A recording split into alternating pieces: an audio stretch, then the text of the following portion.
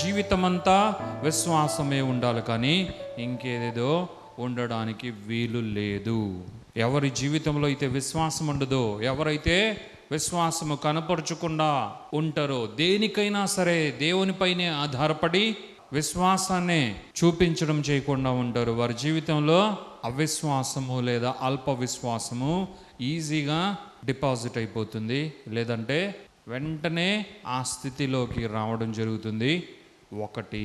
రెండోది, సందేహం అన్నది ఈజీగా వారిలోకి రావడం జరుగుతుంది. ఈ రెండు విషయాలు విశ్వాస జీవితంలో విశ్వాసని బలహీనంగా చేసేవిగా ఉన్నాయి అనేది మనం గుర్తు చేసుకోవాలి. ఓకే, విశ్వాసం ద్వారా ఏమో మనం బలపడతాము, అయితే అవిశ్వాసం వస్తే మాత్రం మనము బలహీన పడిపోతాము. అది దేనికైనా సరే, దేవునితో మనకున్న రిలేషన్షిప్ కావచ్చు, దేవుని సన్నిధిలో మనము నివసించు ఆ యొక్క కాలము కావచ్చు, మన సొంత జీవితము కావచ్చు, మన సొంత కుటుంబం కావచ్చు, మన కుటుంబ సభ్యులు బంధుమిత్రాదులు కావచ్చు, ఈ భూమిలో, ఈ భూమిపైన ఇహలోక యాత్రలో మనకు అవసరమైన వాటిని గూర్చి కావచ్చు, దేనిని గూర్చి అయినా సరే మనము దేవుని వైపే చూడవలసిన వారమై ఉన్నాము కాబట్టి, దేవునినే అడగవలసిన వారమై ఉన్నాము కాబట్టి, దేవుని పైనే ఆధారపడి మనము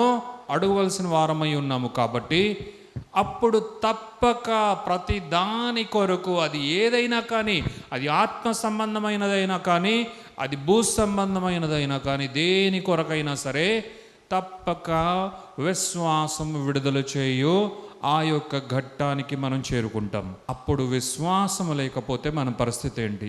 ఇక్కడే మనం ఆలోచించాలి. మన జీవితంలో దేనికైనా మనం దేవుణ్ణి ఎదురు చూడాలి. ఏ క్రైస్తవుడైనా సరే, ఏ విశ్వాసి అయినా సరే, ఆటోమేటిక్గా ఏదైనా అవసరమైనప్పుడు, ఏదైనా కావాలి అన్నప్పుడు దేవుని వైపే చూస్తాడు.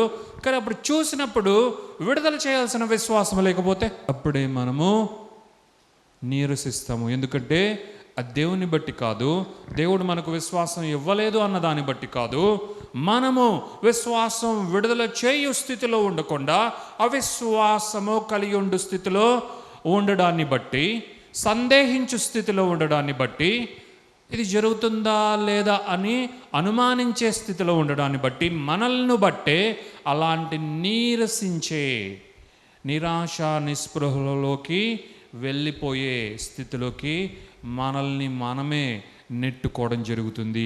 ఈ స్థితిలోకి మనము వెళ్ళకూడదు అని దేవుడు ఈరోజు మనతో మాట్లాడుతున్నాడు. ఆయన మనకు విశేషమైన, పరిమితులే లేని శక్తివంతమైన విశ్వాసము అన్న శక్తిని అనుగ్రహించాడు అని దేవుని వాక్యం సెలవిస్తుంది.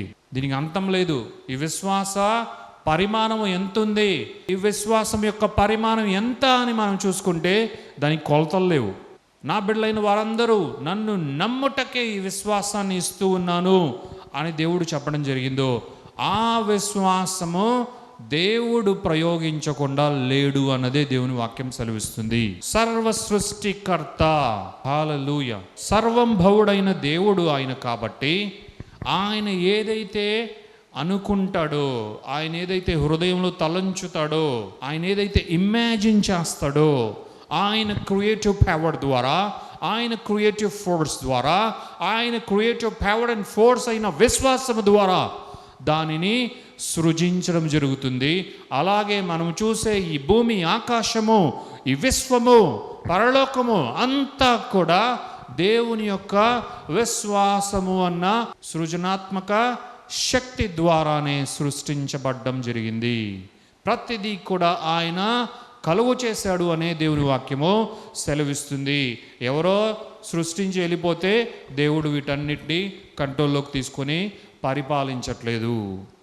ఇంకా ఆయన సృష్టించేటప్పుడు ఈ విధంగా మనము కూడా చేద్దాము అని అనుకొని దేనిని ఆయన సృష్టించలేదు అని దేవుని వాక్యం సెలవిస్తుంది.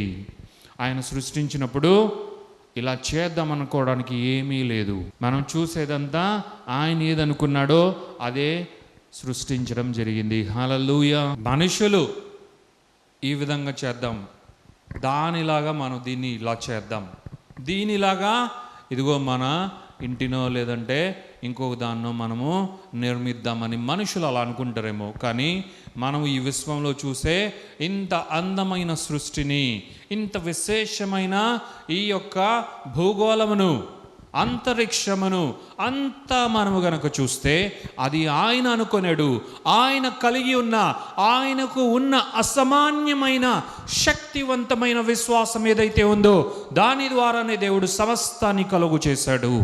దానినే ప్రేమ చేత, కృపచేత తన ప్రియ కుమారుడైన యేసుక్రీస్తునందు నమ్మిక ఉంచిన ప్రతి ఒక్కరికి బహుమానముగా తండ్రి అయిన దేవుడు అనుగ్రహించాడు. యేసుక్రీస్తు బహుమానముగా మనందరికీ అనుగ్రహించాడు. ఈ విశ్వాసము దేవుడే ప్రయోగించు విశ్వాసము వంటిదే, దేవుడే కలిగి ఉన్న విశ్వాసము వంటిదే. మనము కూడా కలిగి ఉన్న విశ్వాసము అన్నది నీవు తప్పక గమనించాలి.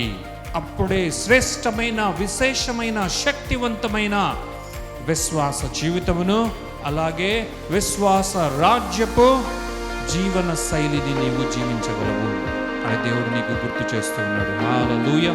దేవుని నామానికి మహిమ కలుగును గాక.